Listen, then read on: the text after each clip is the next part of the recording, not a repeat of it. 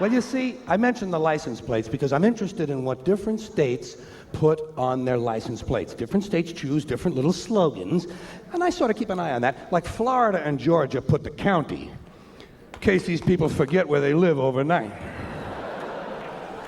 Indiana says wander. Sure, just get out and get hit by a fucking Greyhound bus.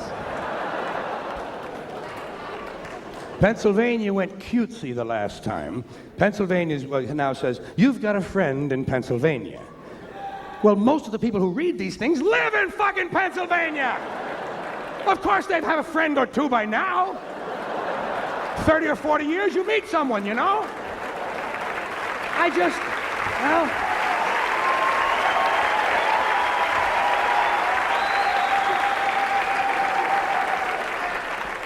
The most dramatic license plate of all has to be New Hampshire's, which says, live free or die! Well, I'm certainly not going to move there. I get just a little nervous in any state where they mention death right on the license plates. On the other hand, Idaho says, famous potatoes. I guess those are the two extremes in thought. It would seem to me that somewhere in between live free or die and famous potatoes, the truth lies. Probably it's a little closer to famous potatoes.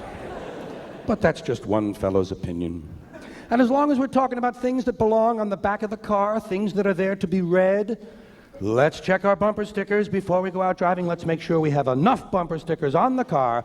You wouldn't want to get out in traffic and not have some reading material for the other drivers. What on earth would people ever do at the red lights if it weren't for my handy rear bumper mobile library service?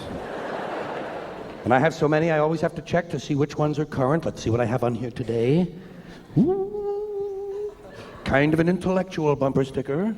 Honk if your horn is broken. That ought to hold the average American for about 1.5 miles. Here's a spiritual one. I've found him. I have Jesus in the trunk.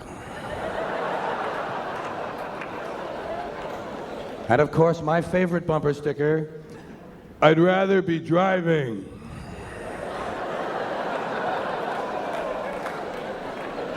Usually the guy who has that one is wearing a t-shirt that says, same shit, different day. What else do we see on the backs of these cars? I love my German Shepherd. I love your wife. And of course, a humorous license plate frame. We wouldn't want to wander too far from home without a humorous license plate frame. Mine says, my other car is a piece of shit too.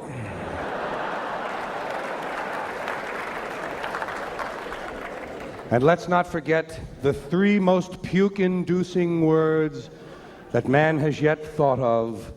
Baby on board. I don't know what valueless, soulless, yuppie cocksucker thought of that idea. No idea